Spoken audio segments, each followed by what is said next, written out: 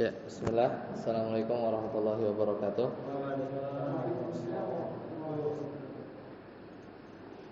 Innal hamdalillah nahmaduhu wa nasta'inuhu wa nastaghfiruh wa na'udzu billahi min shururi anfusina wa min sayyiati a'malina. May yahdihillahu fala mudilla lahu wa may yudlil fala hadiya lahu. Asyhadu an la ilaha illallah wahdahu la syarika lahu wa asyhadu anna Muhammadan 'abduhu wa rasuluhu la nabiyya ba'dahu. Qala Allah Ta'ala fil Qur'anil Karim, A'udzu billahi minasyaitonir rajim. Ya ayyuhalladzina amanu taqullaha haqqa tuqatih wa la tamutunna illa wa antum muslimun.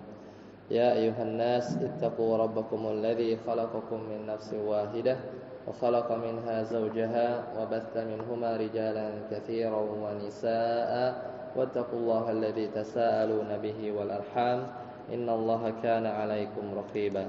Ya ayyuhalladzina amanu taqullaha wa qulu qawlan sadida yuslih lakum a'malakum wa yaghfir lakum dhunubakum wa may yuti'illaha wa rasulahu faqad faza fawzan 'azima. Amma ba'd. Alhamdulillah di malam hari ini kita bertemu kembali ya, setelah sebulan. Terakhir 24 Januari ya. Memang Ana sempat bilang ya bahwa karena safar ya, jadi Ana baru balik setelah 3 minggu, kemudian ya setelah 3 pekan, kemudian dapat info terakhir sama Pak Andik ya bahwa geser ke Ahad. Ya, insya Allah kita melanjutkan sisa-sisa waktu yang bisa kita manfaatkan sebelum masuk Ramadan. Jadi ini hitungannya di pembahasan Sirah Nabawiyah yang kelas kedua ini ya, yang ditargetkan 8 pertemuan sama seperti kelas yang pertama, maka ini masuk pertemuan yang ketiga ya, masuk pertemuan ketiga. Tentunya kita perlu sedikit murojaah ya, karena hampir sebulan biasa bertemu tiap pekan dari pelajaran-pelajaran yang sudah kita lewati di pertemuan 1 dan 2, mudah-mudahan masih ingat. Ya, jadi di kelas yang kedua ini, di pertemuan pertama waktu itu kita di 17 Januari kita sudah bercerita atau membahas tentang beberapa kejadian-kejadian dari rangkaian Sirah Nabawi, dan kita juga sudah ambil faidahnya. Mudah-mudahan masih ingat. Itu diantaranya adalah tentang Bani Qainuqa ya. Jadi ini setelah perang Badar ya, jadi perang pertama ya, ini kan sudah kita lalui di kelas pertama. Nah, ketika itu mudah-mudahan masih hafal, di orang-orang Yahudi di Madinah itu kan ada 3 bani ya. Ada Bani Qainuqa, ini bani dari Yahudi yang pertama kali dia membangkang atau membelot. Karena kan setelah hijrah Nabi ke Madinah itu diantara mereka kaum muslimin, muhajirin dan ansar, plus orang Yahudi, plus mulai muncul orang munafik ya, karena mereka takut kan di perang Badar udah menang, kemudian daripada habis ya, akhirnya dia masuk Islam, tapi Islamnya Islam KTP. Nah, mereka membuat perjanjian yang disebut Piagam Madinah. Nah, orang-orang Yahudi juga akhirnya tunduk ya, tapi ya memang asalnya mereka nggak mau beriman dan mereka membenci Nabi, dengki, hasad. Maka satu persatu dari kalangan 3 orang-orang Yahudi yang di Madinah itu terdiri dari 3 bani, itu mulai terlihat membelot. Nah, yang pertama itu Bani Qainuqa. Ini kisahnya yang ketika itu singkat cerita kan ada seorang dari seorang muslimah yang digodain ya sama mereka ya di satu pasar mereka Yahudi. Kemudian diketahuan oleh dari salah seorang kaum muhajirin. Ya, kemudian ributlah, akhirnya berujung pada mereka diusir. Nah, kemudian sudah berlalu muncul perang Uhud ya. Perang Uhud kita juga sudah bahas. Ya, diantaranya ini pertemuan terakhir ya. Pertemuan terakhir kita ketemu di 24 Januari, kita juga sudah bahas tentang perang Uhud, perang yang sangat dahsyat. Ini motifnya adalah balas dendam, karena ketika di perang Badar mereka kan kalah orang-orang kafir Quraisy, dan petinggi-petingginya diantaranya semisal Abu Jahal, ya itu wafat ya, meninggal.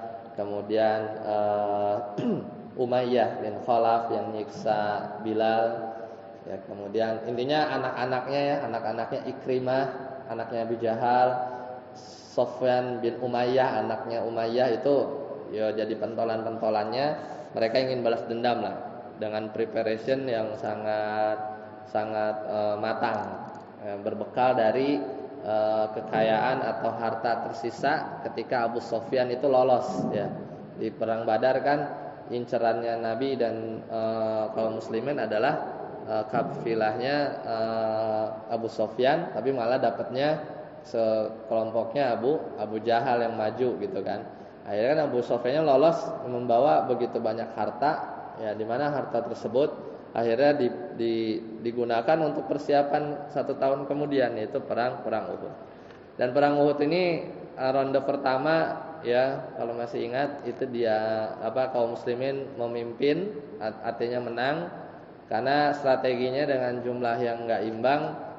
Rasulullah SAW ingin membuat flow pertempuran itu satu arah gitu kan. Makanya dia diarahin ke antara Uhud ya dengan satu gunung yang kecil yang disebut Jabal Rummat, di mana gunung kecil ini diisi sama para pemanah. Jadi hanya flow serangan itu satu. Kalau dibikin dua, karena kalau dibiarin orang kafir Quraisy itu bisa muter dari sisi yang lain kemudian nyerang lagi dari sisi belakang, maka akan repot. Kemudian perangnya waktu duha, di mana kalau Nabi dan kaum muslimin madep sana itu belakangin matahari. Kalau mereka pas nyerang tuh silo-silo karena waktu duha, jadi pas gitu ya. Nah, tapi ya qadarullah ya, ada hikmah waktu kita jelaskan waktu itu bahwa pasukan pemanah yang diwasiati berulang kali bahwa kalau kalian melihat menang maka jangan turun. Oh, itu pesennya. Kalau kalah juga jangan turun, biarin aja sampai bahkan bahasanya wasiatnya itu sampai ketika kalau kalian melihat burung-burung itu pada turun, maksudnya mungkin makanin misalnya jasad-jasad di bawah ya, tanda banyak yang wafat, itu juga jangan turun. Pokoknya jangan turun, gimana mau menang mau kalah ya. Tapi disinilah istihad ya, sebagian dari para sahabat ya di Jabal Rummat tadi ya, karena beristihad bahwa itu wasiat hanya berlaku ya kalau sudah dalam masa peperangan atau dalam artian masih pertempuran. Tapi ya mereka melihat kaum muslimin sudah menang, karena kan mereka kaum kafir Quraisy ketika itu posisinya sudah dipukul mundur ya, mereka berlari ya, sampai diriwayatkan mereka itu bawa istri-istri mereka untuk menyemangati agar enggak kabur, tapi akhirnya kabur juga ya. Salah satunya adalah Hindun ya binti Utbah, istrinya Abu Sofyan. Abu Sofyan ini yang gantiin tetuanya gitu ya. Tetuanya dari kaum kafir Quraisy menggantikan Abu Jahal, itu juga ikut mundur sama istri-istrinya juga ya. Sampai di sebagian riwayat itu sampai ngangkat gamisnya ya untuk berlari. Yaitu isyarat bahwa kalah. Khalid bin Walid pun mundur ya. Tapi ketika itu kaum muslimin sudah menang ya, tapi sambil mundur ya, pintarnya Khalid bin Walid yaitu dia tetap memantau.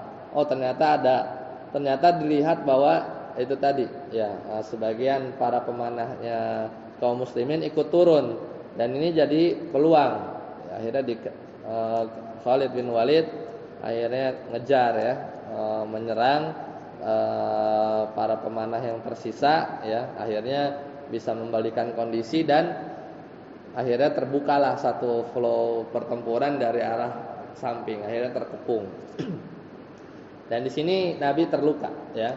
Di sini Nabi terluka, bahkan ada isu bahwa Nabi wafat ya. Ada isu Nabi wafat karena mereka menyangka mereka sudah membunuh Nabi padahal adalah Mus'ab bin Umair. Karena Mus'ab bin Umair itu kalau sudah pakai baju perang itu mirip perawakannya dengan Nabi Muhammad SAW. Kalau dari sisi atas. Kalau dari sisi bawah itu lebih mirip ke Ali bin Abi Thalib, ya. Perawakan Nabi kalau dilihat dari sisi bawah. Makanya mereka menyangka, wah Nabi kutila Muhammad gitu ya. Nabi Muhammad sudah dibunuh gitu kan. Dulu kan nggak ada ini ya, nggak ada HT ya. Jadi sekali hoax tersebar akhirnya membuat membuat down para pasukan kaum muslimin. Kemudian juga membuat mereka sangat semangat, ya, membuat mereka sangat semangat. Ya, itu yang sudah kita bahas ya. Kurang lebih akhirnya Nabi dikepung ya, kemudian orang-orang kafir Quraisy ngincer ya, ketika mereka tahu bahwa orang-orang Nabi Muhammad SAW itu masih hidup ya, mereka serang gitu ya. Makanya banyak yang wafat dari kalangan para sahabat. Ya, selesai. Kurang lebih itu ya murojaahnya 2 pertemuan yang lalu ya. Sekarang kita masuk di pertemuan yang ketiga, kita lanjutkan ya kejadian-kejadian atau tragedi setelahnya. Ya, akhirnya para sahabat ya setelah akhirnya satu sama mereka pulang gitu ya. Mereka pulang, kemudian di perjalanan ya biasa. Di perjalanan timbul isu bahwa kaum kafir Quraisy hendak balik lagi nyerang. Mendengar isu itu dan memang benar, akhirnya Nabi yang ketika itu sedang dan para sahabat itu babak belur atau dalam kondisi yang sangat payah, ya maka ya dengan keberanian mereka para nabi dan sahabat semuanya itu mereka akhirnya balik nyerang lagi sampai dikejar balik ya. Kemudian tinggal menetap di satu tempat dan ditungguin tuh mana nih katanya yang mereka mau balik lagi. Tapi ya qadarullah, orang-orang kafir Quraisy itu ketika itu diberikan rasa takut oleh Allah sehingga mereka enggak jadi nyerang. Akhirnya Nabi pun pulang. Dan ketika pulang, nah ini orang-orang munafik biasa, dia kan sesumbar. Kalau masih ingat di cerita-cerita sebelumnya bahwa ketika berangkat perang Uhud itu kan 1000. Cuman di tengah jalan Abdullah bin Ubay bin Salul itu mundur ya. Mundur ketika ya dalam perjalanan itu sangat-sangat berbahaya ya. Jadi bikin situasi enggak kondusif. Tersisa 700 yang akhirnya berperang tadi di perang Uhud. Nah, 300-nya pulang dan akhirnya ketemu kan ketika perang Uhud. Mereka bertemu dan akhirnya ya sesumbar atau mengejek bahwa tuh kan saya bilang juga apa? Karena kan di diskusi awal ketika perang Uhud dimulai itu kan ada perbedaan pendapat antara kalangan yang tua, itu mereka memilih untuk berperangnya di dalam kota saja, di dalam kota Madinah, karena banyak gang-gang dan tentunya akan sulit orang kafir Quraisy itu menguasai medan karena tempurnya dalam kandang. Tapi di kalangan orang-orang muda seperti Sa'ad bin Mu'adz dan para sahabat dari kaum Ansor itu memilih untuk keluar, dan yang terjadi adalah Nabi mengikuti pendapatnya dari kalangan sahabat yang muda. Ketika pulang dan tahu banyak yang meninggal kemudian wafat, maka orang-orang yang 300 tadi itu yang sebenarnya kabur ya, mundur, nggak ikut perang Uhud gitu ya. Dari kalangan kaum orang-orang munafikin itu bilang bahwa ya itulah akibatnya nggak ngikutin kata orang tua begitu ya. Bahasanya mereka kan Abdullah bin Ubay bin Salul adalah orang yang paling dituakan di kalangan kaum Muhajirin dan Ansor atau orang-orang di Madinah ya, orang-orang Ansor. Nah, kemudian di sisi lain orang-orang Yahudi sekali lagi yang baru terusir itu kan Bani Qainuqa ya. Yang baru terusir itu adalah Bani Qainuqa, dan masih ada 2 bani lagi, yaitu Bani Nadhir dan satu lagi Bani Quraidah. Nah, itu juga sama. Mereka mulai menampakkan permusuhan karena kondisinya beda. Kalau ketika pulang dari perang Badar itu pulang dalam tanda kutip menang telak gitu kan. Tapi kalau pas pulang dari perang Uhud ini banyak yang luka ya. Sahabat juga perlu recovery, tapi mereka makin menjadi-jadi ya permusuhannya. Nah, di antaranya adalah kalau di slide itu ada yang namanya tragedi Ar-Raji ya dan Bi'ru Ma'unah. Ya. Nah, ini peristiwa apa? Ini jedanya nggak begitu lama ya, nggak begitu lama setelah perang Uhud.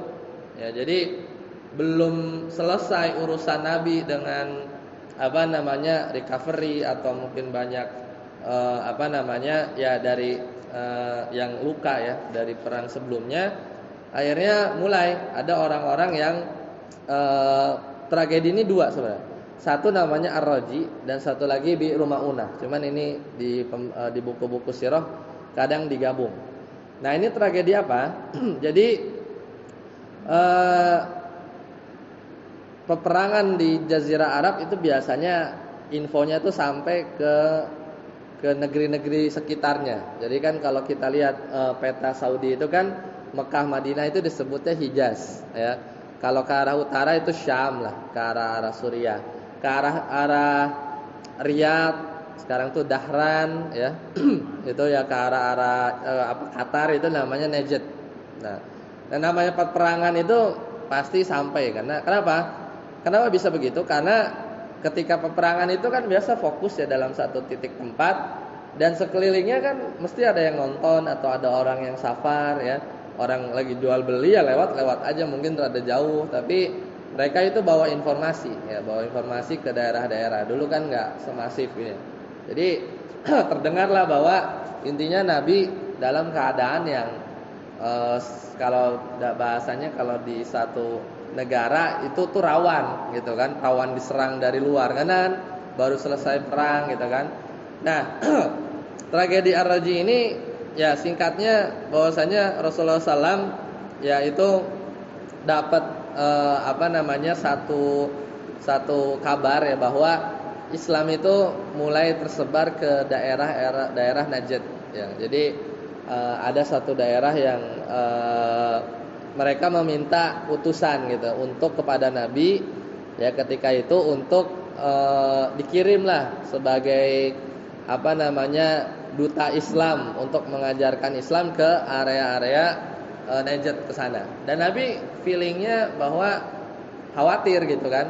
Para sahabat mulai banyak yang terbunuh ketika perang Uhud ya. Mereka khawatir Rasulullah SAW kirimkan orang ya untuk berdakwah, tujuannya baik, tapi khawatir takutnya mereka ini diganggu gitu ya atau malah dibunuh dan terjadi apa yang terjadi. Jadi memang ketika mereka minta utusan atau beberapa orang yang ahli dalam ilmu untuk mengajarkan lebih detail masalah Islam dan akhirnya mereka kirim beberapa utusan ternyata di tengah perjalanan ya mereka dijegat ya oleh segerombolan orang dari suku Hudzail ya. Mereka menyerang utusan Nabi ini. Dan ini tentunya enggak prepare untuk perang. Justru istilahnya mah ngirim ustadz bukan ngirim tentara gitu kan, pasukan. Jadi ya senjata mereka senjata orang safar. Karena kan beda. Mereka itu safar tetap bawa senjata ya, karena perjalanan dulu kan berbahaya. Biasanya nggak banyak, tapi kalau safar dalam rangka perang itu biasanya banyak cadangan pedang gitu. Tapi kalau safar biasa ya senjata orang safar gitu ya. Biasanya posisinya juga dimasukin ke sarungnya pedang gitu ya. Jadi bukan untuk perang. Tapi akhirnya mereka dikepung gitu, dikepung dan dibunuh oleh orang-orang dari suku Hudzail ini. Yang ini yang dikhawatirkan oleh Nabi. Sampai akhirnya tersisa beberapa orang ya yang diriwayatkan dalam Bukhari ya, dalam Sahih Bukhari dari Abu Hurairah, yang tersisa itu adalah Khubayb dan Zaid. Nah, jadi mereka dikepung, akhirnya ada 3, Khubayb, Zaid sama Asim. Mereka akhirnya lari ke satu gunung, kemudian udah terkepung tuh di bawah nih musuh semua orang-orang musyrik ya. Kemudian mereka diminta turun. Udah kamu turun aja, nanti kami akan, kalau salah ada 7, kami nanti akan ya istilahnya kita nggak akan ngebunuh kamu. Akhirnya karena ditawarin seperti itu, sebagian turun dan akhirnya dibunuh. Wah, ini pengkhianatan namanya kan. Makanya 3 orang lagi tersisa itu nggak mau ikut. Nggak mau ikut, tapi karena memang sudah terdesak, akhirnya 3 orang ini ketangkap. Itu Khubaib radhiyallahu anhu, kemudian Zaid ya, dan Amir ya, Asim. Nah, Khubaib ini ditangkap, dan Khubaib ini akhirnya ditawan oleh suku Hudzail ini dan dikirim ke Mekah, dijual. Kenapa? Karena Khubaib itu ketika perang Badar dia bunuh Harith, ya. Jadi dijual buat apa? Buat disiksa, buat dieksekusi. Jadi gimana ya? Buat balas dendam lah. Jadi anak tahu mereka dijual mahal, akhirnya dijual lah ke orang penduduk Mekah ya untuk dieksekusi, ditonton rame-rame sama orang-orang kafir Quraisy yang ingin membalaskan dendam karena Khubaib ini memang yang membunuh Harith ya di perang Badar. Zaid juga sama, Zaid juga dijual, akhirnya dieksekusi sama Abu Sufyan. Jadi ditawan buat dijual buat ya dalam tanda kutip disiksa untuk balas dendam. Kemudian Asim ya sama, itu juga dieksekusi oleh orang kafir Quraisy. Nah, yang menarik ya, itu tragedi Ar-Raji itu tadi. Khubaib ini ketika ditawan ya, kemudian ketika itu mau dieksekusi oleh orang-orang kafir Quraisy ketika itu tinggal nunggu beberapa waktu dan akhirnya dia diberi makan, dikurung dulu, dipenjara dulu ya. Kemudian ada satu kisah yang diceritakan yang sangat menakjubkan, bahwa ketika Khubaib itu ditawan, kemudian datang ada bocah anak kecil dari ya orang musyrik ketika itu, dia ngerangkang, kemudian naik ke Khubaib. Sedangkan Khubaib ketika itu radhiyallahu anhu sedang memegang pisau cukur. Kemudian ibunya kaget, ibu si bayi orang musyrik ini ya, ibunya kaget, waduh, ya terkejut, takut ya disandra lah atau disikat gitu kan, karena kan ini bayi dari sukunya yang mau eksekusi dia mati itu kan. Tapi kata Khubaib kepada si sang ibu yang musyrik ini, apakah engkau takut ya bahwa aku akan berbuat buruk kepada anak ini? Ya insyaallah aku nggak akan ngapa-ngapain ini anak gitu ya. Akhirnya dikembalikan. Nah, terus kata ibunya, tidaklah aku melihat ya seorang tawanan yang sebaik Khubaib gitu ya. Dan ini ibrahnya apa? Ibrahnya bahwa pertama, mau Khubaib radhiyallahu anhu dan orang-orang musyrik ini sama-sama orang Arab. Tapi bedanya Khubaib radhiyallahu anhu, beliau sudah masuk Islam. Dan ini menunjukkan bahwa perangai, kan dari pertemuan awal ya, pertemuan pertama, bahwa orang-orang Arab itu kan terkenal maksudnya suka perang gitu kan. Kemudian mungkin kalau kondisinya Khubaib itu enggak seorang yang Islam, ya itu jadi bahan untuk dia bebas ya, atau main sandra-sandraan gitu kan. Karena itu ini bayinya nyamperin kan lagi ngerangkak, ya pasti akan mungkin bisa kabur gitu ya, dengan kesempatan yang sangat emas gitu. Tapi enggak, itu enggak dilakukan oleh Khubaib. Ini menunjukkan bahwa ya jadi tawanan, ya tetap dia jadi tawanan yang baik, kemudian tetap dia enggak mau tunduk kepada aturan orang-orang kafir ya, karena itu kondisi yang sangat hina itu seorang muslim ditawan oleh orang-orang kafir, dan dia siap untuk dieksekusi. Nah, ketika tiba waktu eksekusi, mereka Khubaib itu minta kesempatan untuk sholat. Ya, beliau sholat 2 rakaat, dan kata Nabi ini awal pertama seorang yang ya intinya ini sunnah Nabi ya, ketika meskipun bukan Nabi yang melakukan tapi dilakukan oleh sahabat dan Nabi mengiyakannya atau tidak melarang, yaitu sholat sebelum dieksekusi. Nah, ketika sholat dengan sholat yang tidak terlalu panjang, kata Khubaib, ya seandainya aku takut dikira oleh mereka itu takut mati, maka niscaya aku akan sholat lebih panjang. Cuman khawatir mereka berpikir, wah ini kok lama banget sholatnya gini, takut nih untuk dieksekusi, makanya Khubaib memilih untuk tidak sholat, tidak memanjangkan sholatnya. Akhirnya Khubayb pun dibunuh oleh orang-orang kafir Quraisy. Kemudian Zaid tadi dieksekusi oleh siapa? Abu Sofyan, ya. Dan Asim, nah Asim juga sama. Kalau Asim ini dia di apa namanya? Ya diikat ya, diikat di satu, mungkin bahasanya disalib ya. Kemudian akhirnya sama dieksekusi ya. Dan ketika itu Rasulullah SAW menyuruh seorang untuk istilahnya berangkat ke Mekah untuk ngerubuhin di mana Zaid itu dia diikat. Dan akhirnya ketika dirubuhkan ya akhirnya jasadnya beliau radhiyallahu anhu itu hilang gitu. Jadi entah ditelan bumi ya, sehingga karena mereka berdoa bahwa nggak mau ya jasadnya itu dimutilasi atau diapa-apain sama orang-orang kafir ya, karena mereka sangat dendam ya kepada para sahabat terutama orang-orang yang terlibat dalam perang Badar.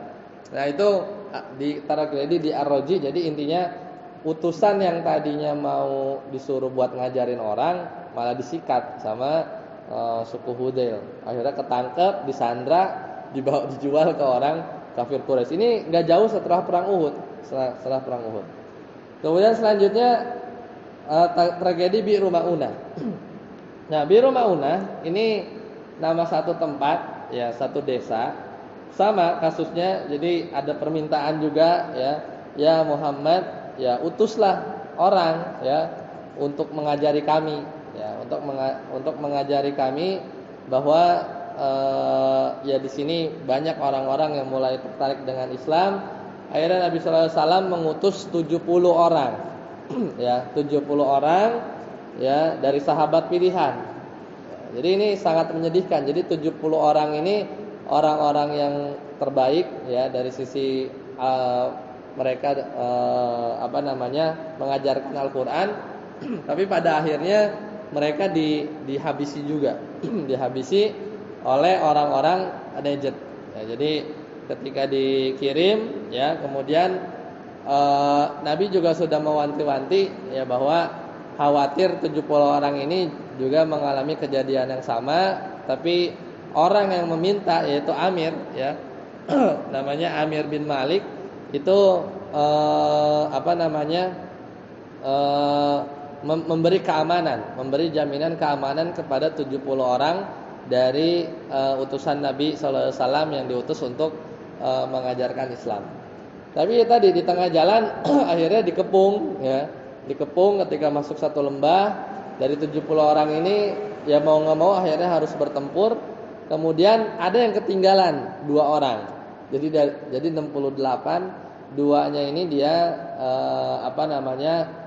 tertinggal dari rombongan, tapi masih maju ya, masih maju ke arah kawannya itu yang 68 yang enggak taunya di sana sudah dieksekusi habis. Akhirnya 2 orang ini ketahuan juga, satu akhirnya berhasil kabur ya ke Madinah, satunya juga akhirnya ikut meninggal ya karena dikepung oleh mereka, dan satunya berhasil menuju ke Madinah untuk minta pertolongan. Dan itu kejadiannya ada di Bi'ru Ma'unah. Itu arah-arah yaitu Dahran ya, arah-arah ke arah timurnya kalau dari arah Madinah atau Mekah. Nah, kemudian ketika di perjalanan ya, satu orang yang tadi selamat ya karena tertinggal, kemudian akhirnya dia bisa pulang ke arah Madinah.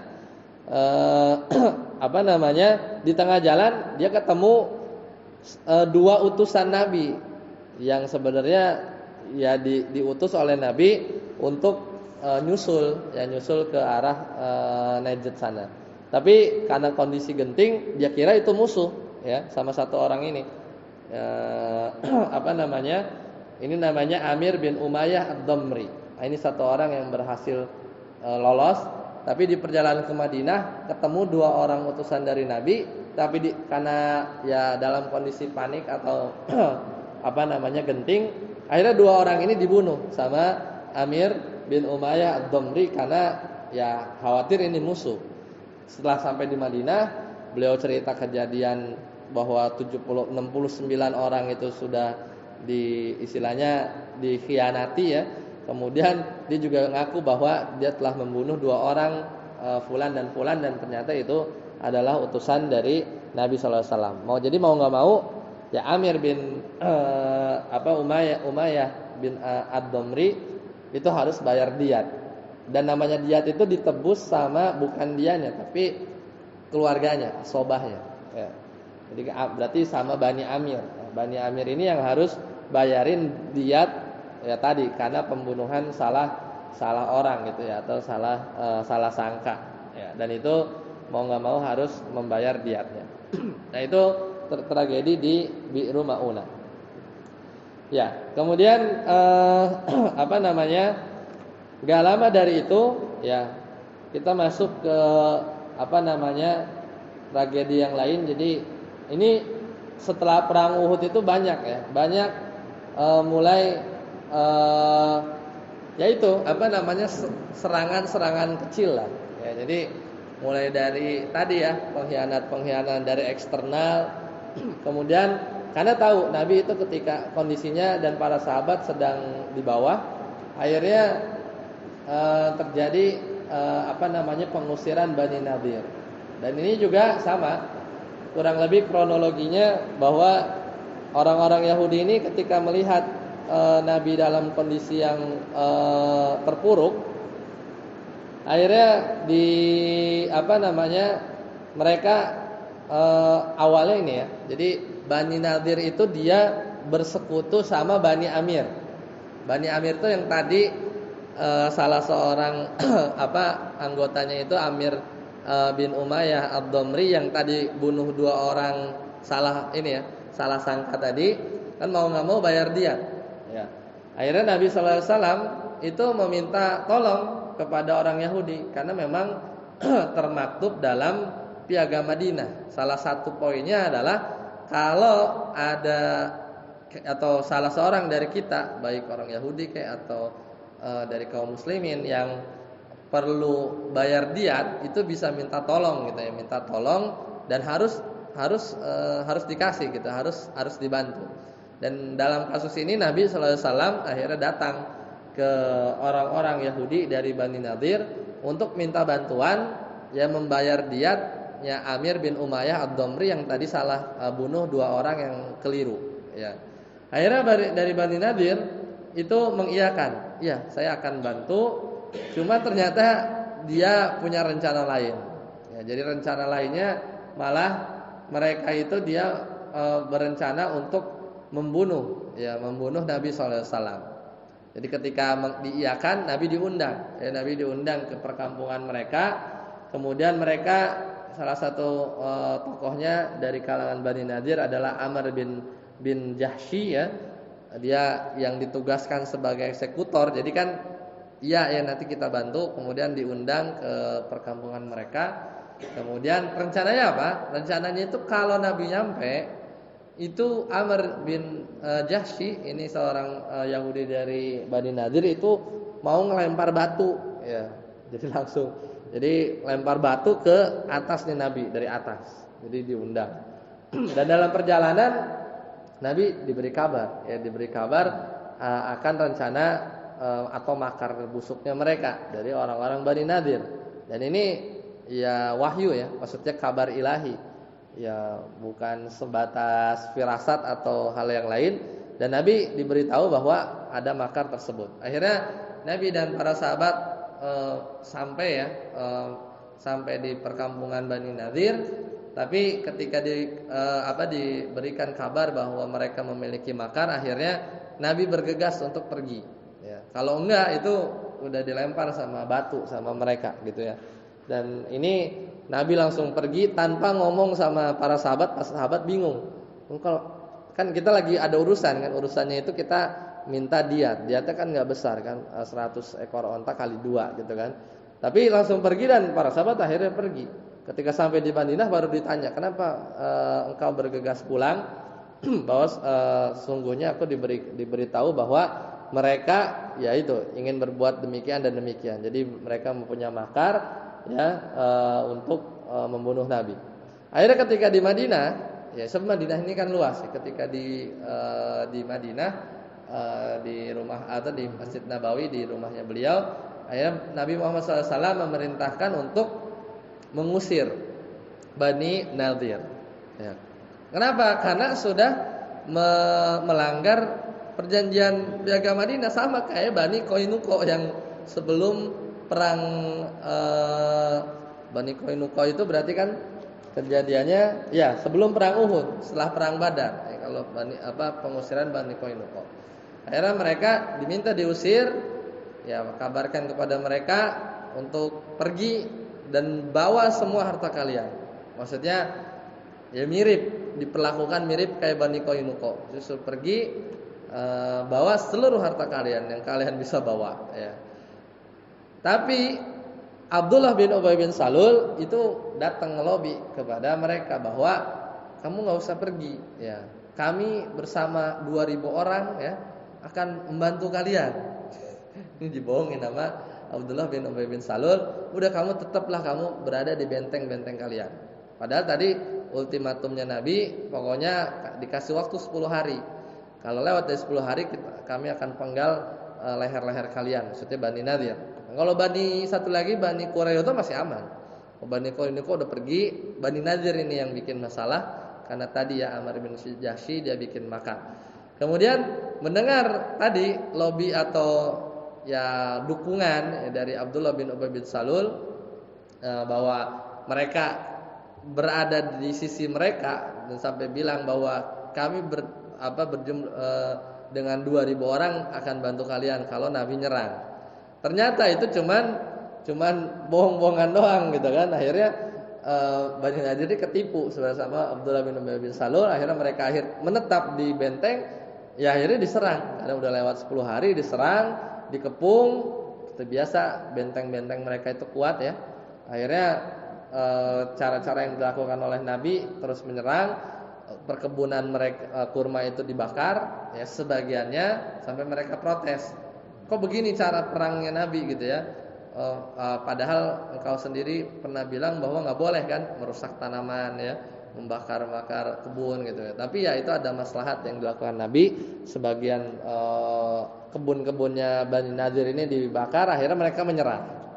Nah, jadi nggak ada pertempuran sama sekali. Makanya nanti harta rampasan perangnya itu kalau di perang Badar sama Uhud namanya ghanimah. Kalau disebutnya ini perang juga ya, perang Bani Nadir karena Nabi ikut. Karena kan kalau Nabi ikut itu namanya ghazwah ya.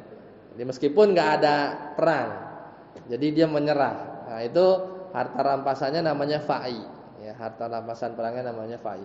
Dan akhirnya karena mereka menyerah, akhirnya mereka diusir. Ya, diusir juga. Cuman nggak boleh bawa apa-apa kecuali yang bisa dibawa oleh segembolan onta gitu ya. Jadi lebih dikit. Coba dia kaburnya perginya dari dulu, mungkin dia bisa bawa lebih banyak karena dikasih waktu 10 hari. Tapi karena lagi-lagi ketipu sama Abdullah bin Ubay bin Salul, dia kira Abdullah bin Ubay bin Salul akan membantu mereka gitu ya. Akhirnya dia malah tetap ya nggak mau pergi dan berada di benteng mereka. Akhirnya diusir. Ya kemudian hanya 1 atau 2 orang dari mereka yang masuk Islam, sisanya pergi. Dan harta rampasan perangnya disebut fa'i karena nggak terjadi peperangan. Dan harta tersebut dibagi oleh Nabi. Dan fa'i ini semuanya di surat Al-Hasyr ya. Surat Al-Hasyr itu semuanya milik Allah dan Rasulnya.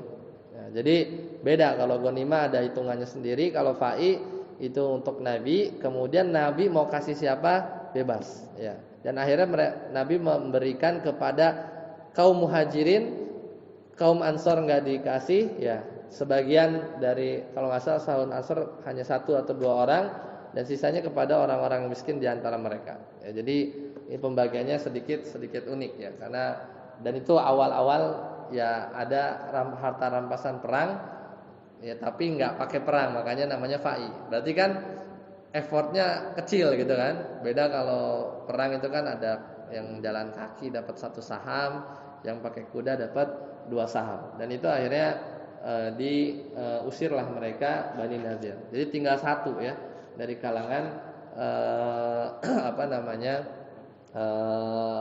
Yahudi, yaitu Bani Koinuko yang nanti juga akhirnya diusir. Nah, kemudian setelah masuk tahun 4 Hijriah, ya setelah tadi ya, nggak jauh ini berurutan. Jadi tadi perang Uhud, ada tragedi Ar-Raji ya, kemudian di Rumah Unah, kemudian disusul sama pengusiran Bani Nadir, disusul sama perang Dzatur Riqa. Jadi ini kejadian selanjutnya, yaitu kejadian di mana ini terjadi di tahun keempat Hijriah. Jadi sebulan ya atau 1,5 bulan setelah pengusiran orang-orang Bani Nadir. Ya. Meskipun ada silang pendapat, ada yang mengatakan bahwa perang Dzatur Riqa ini di tahun 7 Hijriah ya, setelah perang Khaybar, tapi rasa yang paling kuat ini belum ya. Kalau 7 Hijriah ini terlalu jauh karena itu setelah perang Khaybar. Tapi Dzatur Riqa ya yang dikuatkan adalah di 4 Hijriah. Nah, ini apa? Ini backgroundnya bahwa tadi ya, orang-orang di eksternal ini makin menjadi-jadi gitu ya. Dan Nabi punya uyun ya, punya mata-mata. Akhirnya terdengar kabar bahwa dari orang-orang di Ghatafan ya, itu sudah siapin pasukan ya, hendak menyerang Madinah. Jadi biasa. Jadi memang Madinah ketika itu pasca perang Uhud itu kayak orang-orang tuh mulai pada berani gitu ya, untuk nyerang Madinah. Dan ketika itu diantara strategi Nabi ketika confirm bahwa Madinah akan diserang, itu diantara strategi beliau itu nyerang duluan gitu, nyerang duluan. Itu hampir di peperangan sampai nanti perang atau sebelum Fatu Mekah. Modelnya begitu.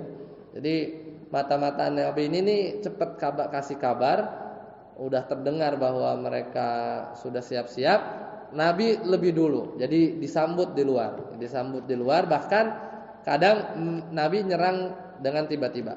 Nah, nyerang dengan tiba-tiba. Dan perang Dzatur Riqa kenapa disebut Dzatur Riqa? Karena Nabi keluar dengan perjalanan yang cukup jauh dan ketika itu musim panas. Para sahabat diantaranya Abu Musa al-Asy'ari ya, ini salah seorang sahabat yang beliau dari Yaman ya, Abu Musa al-Asy'ari, Mu'adz bin Jabal, itu kan nyusul Nabi ya ketika hijrah. Nah, beliau itu diriwayatkan dalam hadis ini bahwa dalam hadis Bukhari dan Muslim bahwasanya beliau menceritakan ketika beliau keluar bersama Rasulullah SAW di perang Dzatur Riqa, kondisi panas, kemudian alas kaki mereka itu sampai rusak, kemudian kaki-kaki mereka itu pecah sampai kuku-kuku mereka itu sampai copot. Dan karena copot tadi ya, maka telapak kaki mereka itu dibalut sama sobekan kain. Sobekan kain ini namanya riqo. Jadi Dzatur Riqa itu jadi perang yang perjalanannya itu kakinya tuh sampai dibungkus pakai kain. Itu makanya disebut perang Dzatur Riqa. Dan ketika Abu Musa al-Asy'ari meriwayatkan riwayat ini, setelah beliau selesai menceritakan kisahnya, beliau tuh nggak suka sebenarnya nyebutin hadis ini. Kenapa? Jadi beliau tuh nggak suka istilahnya menyebutkan effort beliau susahnya di perang ini. Jadi ya maksudnya berkaitan dengan keikhlasan Abu Musa al-Asy'ari. Jadi tapi mau nggak mau harus disampaikan kan, ini kan kejadian bersama Nabi. Tapi sebenarnya beliau pengennya sih disembunyiin aja, biarin aja kaki-kakinya beliau yang sampai luka-luka, itu menunjukkan sulitnya dalam peperangan tersebut. Namun di peperangan ini lagi-lagi karena tahu Nabi sudah sampai, mereka nggak bisa kaget gitu ya, karena diserang secara tiba-tiba, mereka udah pada lari ya, dan akhirnya mereka perang ini menang tanpa terjadi peperangan. Jadi mereka sudah kabur dan akhirnya Nabi biasa ya, kalau misalnya kita udah nyerang kemudian dia kabur, biasanya seorang pasukan itu dia bermalam 1 atau 3 hari sambil menunggu mereka tuh balik nggak, atau biasanya Nabi mengirim pasukan kecil untuk nyari ini pada kabur kemana. Kalau enggak ya udah ghanimahnya diambil pulang ya, setelah bermalam di markasnya mereka ya, setelah mereka kocar-kacir ya, akhirnya mereka bermalam di situ dan pulang. Nah, ketika pulang di perjalanan, nah ini ada kisah yang biasanya dikisahkan di perang Dzatur Riqa ini. Jadi ketika pulang para sahabat itu menawan, ada salah seorang wanita musyrik yang ketika itu tertawan. Akhirnya dibawa ya sebagai budak. Kemudian pas sudah tahu istrinya ditawan, si suaminya asing ini baru sadar, wah bahwa istrinya diambil gitu kan sama pasukan kaum muslimin, dan akhirnya dia berjanji, saya nggak akan pulang sampai aku mau mengalirkan darahnya para sahabatnya Rasulullah SAW. Akhirnya benar ketika Nabi SAW bermalam dan berkemah di satu camp di bawah satu pohon, ternyata orang musyrik ini berhasil ngejar di malam hari, berhasil masuk di campnya beliau dan berhasil nyampe di tempatnya Nabi tidur dan berhasil nyodor istilahnya menyandra Nabi lah gitu di leher Nabi dengan pedangnya si orang musyrik ini, karena dia nyari istrinya tadi kan, nyari istrinya yang ditawan. Ketika itu Nabi bangun ya,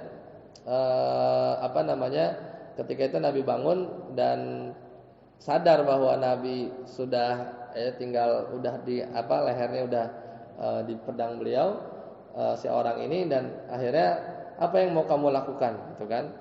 Terus dia bilang, siapa yang bisa jaga kamu ya wahai Muhammad gitu ya, ya Muhammad. Kata Muhammad, Allah ya. Ketika dikatakan gitu langsung lemes seketika, dia kabur, tapi Nabi enggak kejar dan Nabi memaafkan. Nah, di riwayat yang lain orang ini juga sempat melukai sahabat Nabi yang ketika Nabi tadi ya istirahat berkemah, ada orang-orang sahabat yang ditugaskan untuk berjaga ya di perbatasan. Kemudian orang ini bergantian sif-sifan. Salah seorang yang namanya ana sedikit lupa ya. Jadi sahabat ini dia sholat sambil berjaga. Kemudian orang tadi ya itu sempat manah, ya, manah kena. Terus dipanah lagi, kena lagi. Jadi pada di bawahnya di kakinya beliau itu ada temennya yang lagi tidur. Sebenarnya tinggal dicolek aja gitu kan. Ini ada yang manah gitu. Tapi masya Allahnya ya sahabat ini tetap tegar aja. Karena ketika akhirnya udah masuk ruku, pas sujud, barulah dia bangunin sahabatnya. Ketika sahabatnya sadar, dia bilang bahwa aku sudah terluka, dan ketika sahabatnya sadar bahwa ada yang manah, "Loh, kenapa kamu enggak ngomong dari awal pas di panah pertama?" Kata beliau bahwa aku enggak mau, aku lagi baca surat Ali Imran atau surat An-Nisa ya, antara dua itu. Ya kemudian tapi aku enggak mau mutus. Enggak mau mutus, lagi baca surat itu, dan akhirnya aku ruku dan baru aku kasih tahu, dan akhirnya yang manah sudah pergi gitu. Jadi saking ya di antara ibrohnya, di antara para sahabat itu pertama kuat-kuat ya. Kemudian mereka pun juga takzim ya terhadap ibadah mereka. Kemudian yang ketiga bahwa mereka itu ya nggak mau ya memutuskan kelezatan beribadah ya, ketika pada sebenarnya tinggal dia kasih tahu temennya, dia bisa urus kan si yang orang yang ternyata dia melukai penjaga perbatasannya atau yang disuruh menjaga di shift malam tadi. Nah, itu yang beberapa kisah yang ada biasanya dikisahkan di perang Dzatur Riqa ya, perang Dzatur Riqa. Nah, kemudian setelah itu event selanjutnya ini juga masih selang beberapa bulan ya, ini terjadi di tahun 6 Hijriah, yaitu namanya perang Bani Mustalik. Dan ini nanti nyambungnya sama juga hadisul ifki yang ketika itu Aisyah radhiyallahu anha beliau dituduh ya berzina. Nah, perang Bani Mustalik ya ketika itu yang dikuatkan bahwa ini setelah kejadian perang Dzatur Riqa. Jadi di antara sebabnya bahwa sama ini juga didengar oleh Nabi bahwa orang-orang Bani Mustalik, makanya disebut perang Bani Mustalik, itu berkumpul, udah siapin pasukan ya untuk menyerang Nabi yang dipimpin oleh Harits bin Dirar. Dan kemudian ketika itu Nabi juga melakukan strategi yang sama seperti perang Dzatur Riqa. Jadi beliau maju lebih dulu ya. Kemudian di antara taktiknya itu kadang beliau itu nggak ngasih tahu mau kemana, Kenapa? Kalau ngasih tahu mau kemana, Nabi sadar mungkin di Madinah juga ada mata-mata mereka, gitu kan. Jadi pokoknya siap berperang, ikut. Padahal mungkin harusnya kalau sebenarnya tujuan awalnya misalnya ke Bani Mustalik, misalnya ke arah utara, beliau keluar dari selatan. Gitu. Jadi supaya mengelabui loh, berarti bukan ke sana gitu kan. Akhirnya muter baru ke tujuan awal. Kemudian jalan malam, siang istirahat. Itu diantara untuk menghindari mata-mata di perjalanan. Dan akhirnya sampai ke perkampungan mereka, terjadi pertempuran dan akhirnya Nabi memenangkan pertarungan ini. Kemudian di pertarungan ini itu orang-orang munafikin ikut. Kenapa? Karena beberapa perang sebelumnya Nabi selalu menang pasca perang Uhud ya, karena orang-orang munafik itu ingin harta ya, ingin ghanimah. Mereka di perang ini ikut ya karena dia tujuannya ingin mendapatkan ghanimah. Nah, ketika sudah terkuasai daerah Bani Mustalik, kemudian seperti biasa Nabi bermalam di sana, kemudian membagi ghanimah ya. Dan di sini juga ada kejadian atau hadis-hadis yang masyhur ya berkaitan dengan azl ya. Jadi ketika itu para sahabat karena posisinya jauh ya, Bani Mustalik itu bertanya ya, dan mereka punya budak-budak ya, dan para sahabat nggak mau memiliki keturunan atau anak dari budak-budak yang ditawan ini.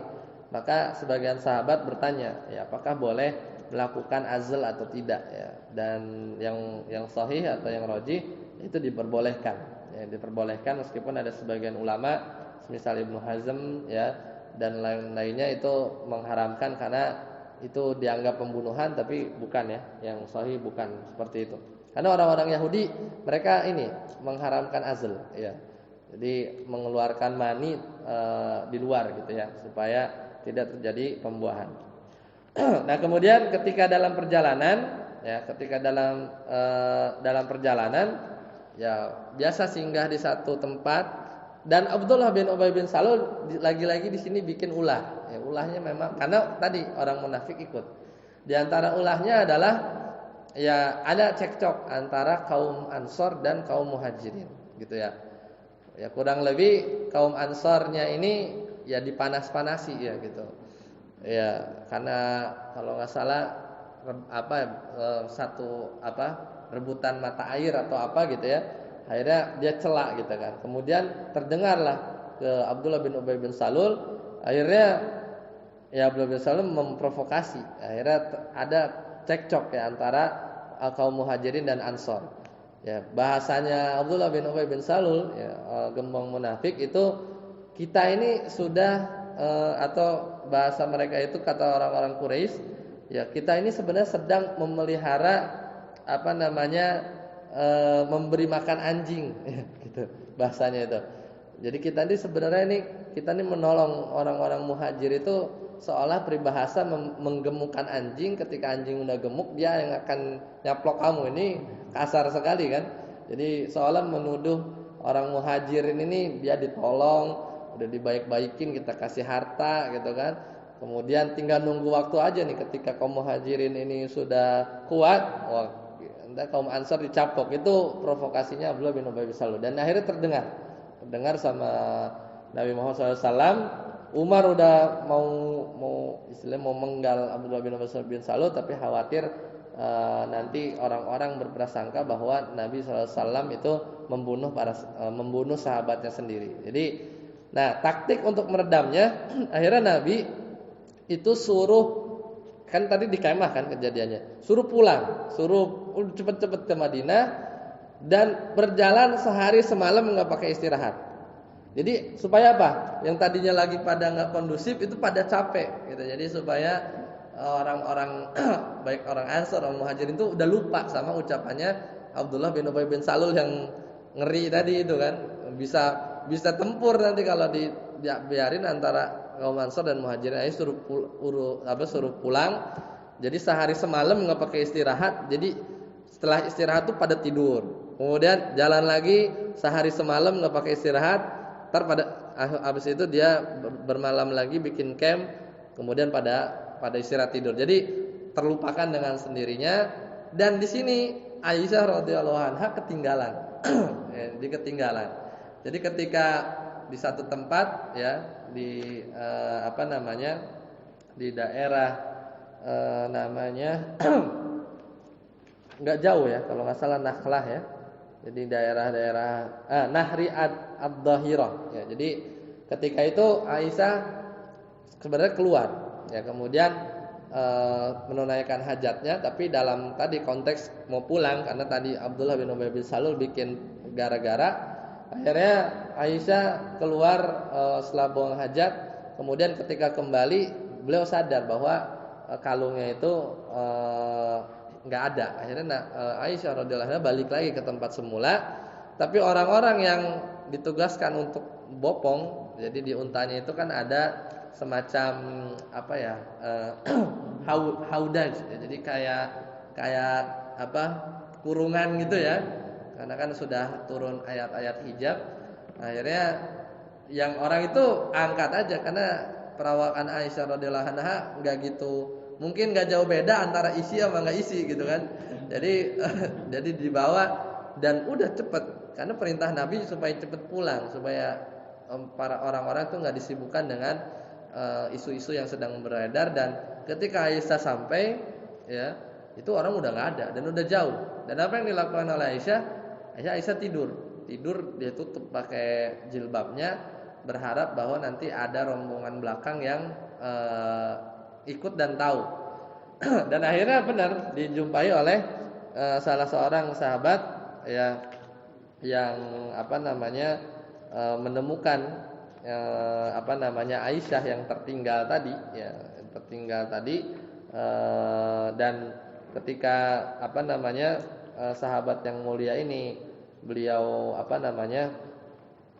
menemukan Aisyah itu dalam kondisi tadi ya tertinggal rombongan. Akhirnya beliau tanpa cuman satu kata aja yang terucap dari sahabat yang mulia ini, yaitu innalillahi wa inna ilaihi rajiun, bahwasanya Aisyah itu tertinggal ya. Maka udah Sofwan bin Mu'attal namanya, Sofwan bin Mu'attal yang tadi ya, dia memang ditugasin nyisir, ada yang ketinggalan, ada barang yang terlewat. Ketemu Aisyah, cuman bilang innalillahi wa inna ilaihi rajiun, suruh naik, udah pulang sampai Madinah.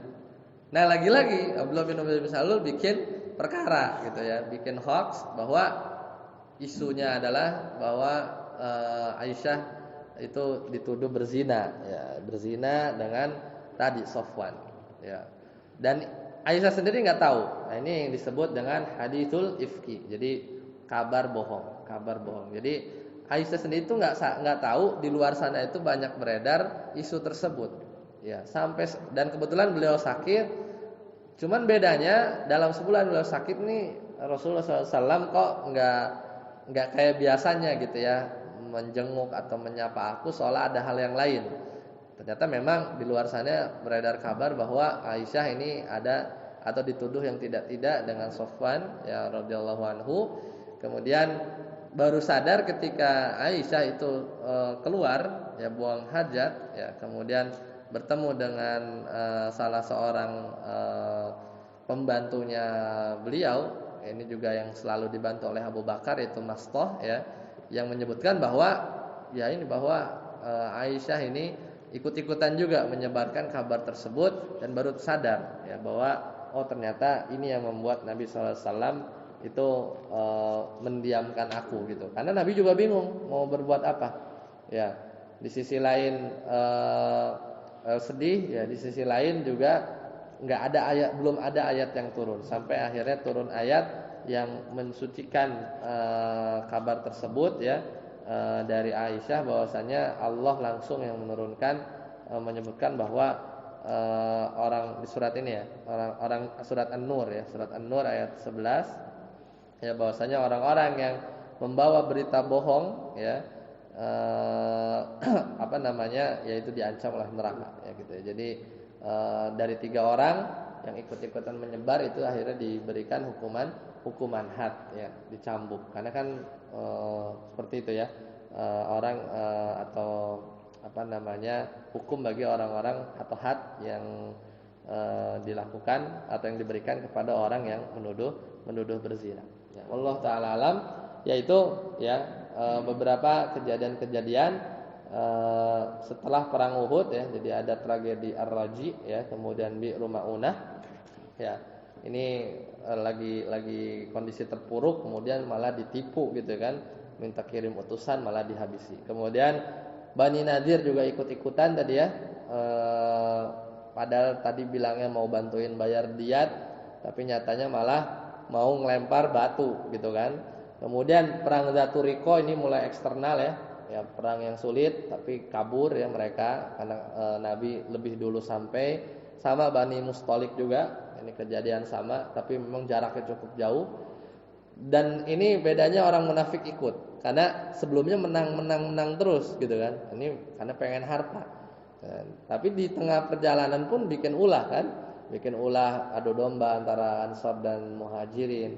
Kemudian kan Nabi juga nggak mau ambil pusing, takut terjadi hal yang makin besar, suruh pulang cepat gitu ya, suruh bikin capek mereka ya.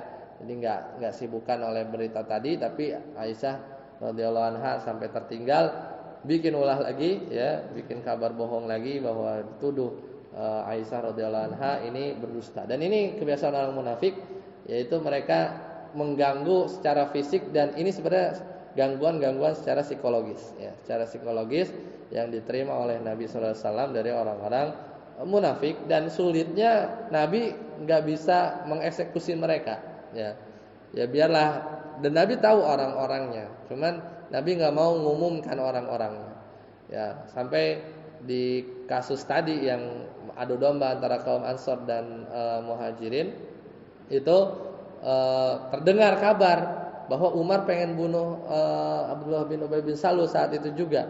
Terdengar sama anaknya, anaknya namanya Abdullah bin Ubay bin Salul. Sampai ke Nabi ketika di Madinah, dia tanya, terdengar kabar bahwa engkau akan membunuh bapakku. Kemudian requestnya dia, tidaklah orang di Madinah ini tahu siapa orang yang paling berbakti kepada orang tuanya kecuali aku. Maksudnya aku ini paling berbakti sama bapak saya sendiri. Maksudnya Abdullah bin Ubay bin Salul. Kalau memang benar mau dieksekusi ayahku itu, biar aku aja yang eksekusi gitu ya. Karena kan ya dia udah Islam, anaknya Abdullah bin Ubay bin Salul udah Islam. Cuman jangan kasih orang lain eksekusi. Soalnya kenapa? Aku ini paling berbakti sama bapak saya. Kalau yang eksekusi Abdullah bin Ubay bin Salul adalah orang lain, saya takutnya malah saya itu dendam sama dia, sama orang yang nanti eksekusi. Oh, kata Nabi enggak, justru malah kami akan berbuat baik kepada bapakmu. Ya benar. Sampai akhir hayat nanti Abdullah bin Ubay bin Salul itu meninggal pas habis Fathu Mekah lah. Ya, bahkan masih sholatin. Umar ya itu udah, kenapa sholatin gitu kan? Akhirnya ya aku nggak dilarang ya, sampai turun ayat melarang untuk nyolatin Abdullah bin Ubay bin Salul. Jadi memang ya tetua gitu, karena masih diperlakukan baik ya sesuai zahirnya karena dia muslim. Bahkan sampai akhir hayatnya masih diurus, masih disolatin. Udah sholat ya, udah terlanjur sholat, baru turun ayat nggak boleh nyolatin orang kaum munafik. Itu nanti setelah Fathu Mekah ya. Jadi dan itu yang kita lakukan juga ya. Maksudnya kadang ada secara zahir ini banyak ya musuh-musuh Islam di zaman sekarang ya, dengan berbagai baju atau pakaian mereka menghancurkan Islam dari dalam ya. Misalnya orang-orang liberal gitu kan jelas itu munafik ya. Cuman ya kita menghukum mereka ya secara zahir, nggak bisa apalagi untuk eksekusi ya, karena bukan di negeri Islam ya, maka apa namanya, bukan wewenang kita. Kemudian juga dalam menyikapinya pun ya sedikit apa namanya, ya kita hukumi secara zahir gitu ya. Maksudnya tuh sholat kan dimakamkan di pemakaman kaum muslimin gitu ya. Meskipun kita tahu mungkin track record di media atau yang lain itu terlihat sekali menjelek-jelekan Islam gitu ya. Tapi ya kalau memang secara zahir menunjukkan keislaman sebagaimana Nabi ya, bukan kurang apa lagi ya. Abdullah bin Ubay bin Salul ya, beliau udah sangat mengganggu Nabi ya dari berbagai sisi. Ya, selesai. Insyaallah nanti kita lanjutkan di pertemuan yang akan datang. Jadi nanti ada perang Khandaq ya setelah ini ya, yang besar ya. Ini bukan main ya perangnya. Jadi ini perang main kandang ya, karena bikin parit ya, atau perang Ahzab. Sampai turun ada satu nama surat namanya perang Ahzab, dan setelah itu nanti disusul sama perang Bani Quraidah. Ya, jadi satu Yahudi lagi nih yang akhirnya diusir, itu tersisa. Ya, dia ada di daerah-daerah selatannya Madinah ya. Jadi satu perkampungan namanya Bani Quraidah. Ini sebenarnya dia paling baik sebenarnya. Kan enggak ikut-ikutan. Bani Qainuqa udah diusir, Bani Nadir udah diusir. Cuman lagi-lagi diprovokasi sama Yahudi dari luar. Ya orang-orang Yahudi dari Bani Qainuqa plus orang-orang musyrik munafik juga manas-manasin gitu ya. Nanti lengkapnya di pertemuan selanjutnya. Jadi insyaallah semoga bermanfaat. Kita akhiri sampai di sini ya. Subhanakallahumma bihamdika asyhadu an la ilaha illa anta astaghfiruka wa atubu ilaik. Assalamualaikum warahmatullahi wabarakatuh.